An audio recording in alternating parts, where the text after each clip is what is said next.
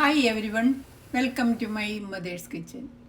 ഇന്ന് ഞാൻ സോഫ്റ്റായിട്ടുള്ള ഇഡലി എങ്ങനെയാണ് ഉണ്ടാക്കുന്നതെന്നാണ് കാണിക്കുന്നത്. ഇഡലി ഉണ്ടാക്കുന്നതിന് ഞാൻ ഇഡലി റൈസാണ് ഉപയോഗിക്കുന്നത്.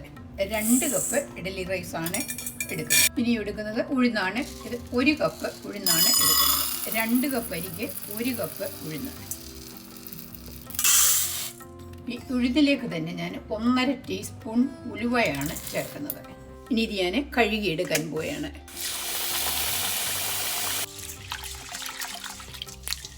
ഉഴുന്ന പരിപ്പ് ഒരു 3-4 പ്രാവശ്യം കഴുകണം.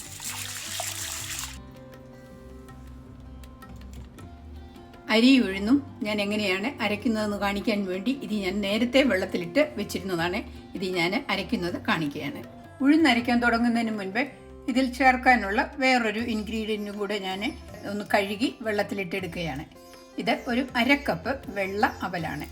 ചെറുതായിട്ടൊന്ന് കഴുകിയിട്ടാണ് ഇതിന്ന് വെള്ളത്തിലിടുന്നത്. ഉഴുന്നരയ്ക്കുന്ന സമയം കൊണ്ട് അത് കുതിർത്ത് വരും. ഉഴുന്നരയ്ക്കാനായിട്ട് തുടങ്ങുകയാണ്. അതിന് മുൻപേ ഈ ഉഴുന്നിലുള്ള വെള്ളം കൊണ്ടാണ് ഇത് ഞാൻ അരച്ചെടുക്കുന്നത്. ഈ വെള്ളം ഒന്ന് ഫ്രിഡ്ജിൽ വെച്ച് തണുപ്പിച്ചെടുക്കുകയാണ്. ഉഴുന്നരയ്ക്കുമ്പോൾ വെള്ളം ഒഴിക്കുന്നത് തണുത്തിരിക്കുകയാണെന്ന് വരിയിൽ മെഷീൻ അങ്ങനെ ചൂടാകുകയില്ല. അതിനാണ് ഇത് കുറച്ച് സമയത്തേക്ക് ഫ്രിഡ്ജിൽ വെക്കുന്നത്. ഉഴുന്നിൻ്റെ വെള്ളം ഫ്രിഡ്ജിൽ വെച്ച് തണുപ്പിച്ചത് സ്വല്പം ഒഴിച്ചു കൊടുക്കുകയാണ്.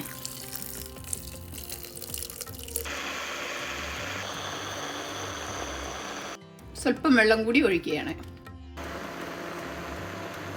ഇതൊരു പാത്രത്തിലേക്ക് ഒഴിക്കുകയാണ്.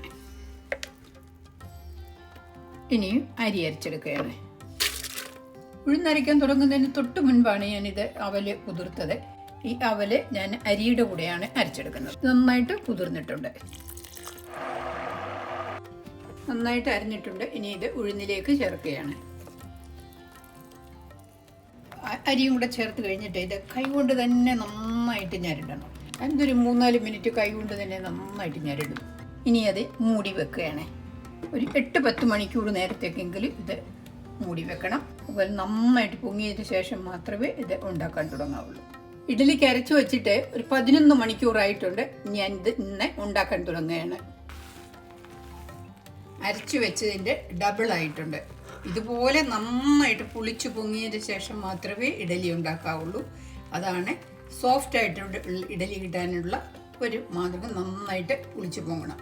ഇനി ഇതിലേക്ക് ഞാൻ സ്വല്പം ഉപ്പ് ചേർക്കുകയാണ്. 1 ടീസ്പൂൺ ഉപ്പാണ് ചേർക്കുന്നത്. ഉപ്പ് ചേർത്ത് ഇളക്കണം. ഇഡലി അരയ്ക്കുമ്പോൾ നന്നായിട്ട് അരയ്ക്കണം. അതുപോലെ തന്നെ അതിൻ്റെ കൺസിസ്റ്റൻസി ഒത്തിരി കുറുകിയുമായിരിക്കരുത്, എന്നാൽ നീണ്ടും പോകരുത്. ഇതുപോലെ ഇരുന്നാൽ മതി. ഇനി ഇത് ഉണ്ടാക്കാൻ തുടങ്ങുകയാണ്. സ്റ്റൗവിൽ അപ്പച്ചെമ്പിൽ വെള്ളവുമായിട്ട് വെച്ചിട്ടുണ്ട്.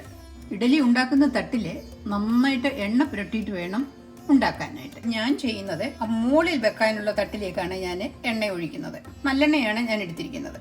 വേറെ പാത്രത്തിൽ എണ്ണ എടുക്കേണ്ട ആവശ്യമില്ല. എന്നിട്ട് ഞാൻ മറ്റുള്ള തട്ടിലേക്ക് പുരട്ടും. എണ്ണ പുരട്ടുമ്പോൾ നന്നായിട്ട് പുരട്ടണം.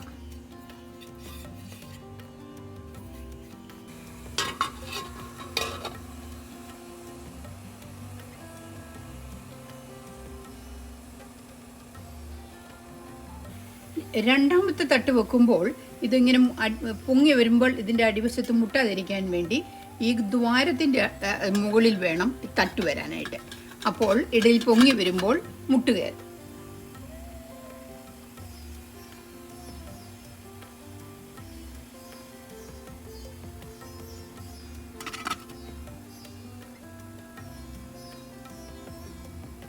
പത്ത് മിനിറ്റ് വേവിച്ചാൽ മതി. ഇഡലി വെച്ചിട്ട് 10 മിനിറ്റ് കഴിഞ്ഞു. ഇനി ഞാൻ സ്റ്റൗ ഓഫ് ആക്കുകയാണ്.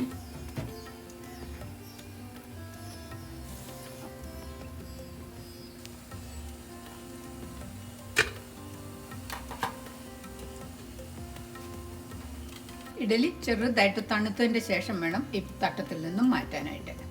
ഇഡലി അപ്പച്ചെമ്പിൽ നിന്നും പുറത്തെടുത്ത് കഴിഞ്ഞിട്ട് ഒരു 5 മിനിറ്റ് കഴിഞ്ഞു. ഇനി ഇതിൽ തട്ടിൽ നിന്നും മാറ്റുകയാണ്. ഒരുപാട് തണുക്കുന്നതിന് മുൻപേ എടുക്കുന്നതാണ് നല്ലത്. പെട്ടെന്ന് പൊങ്ങി വരും.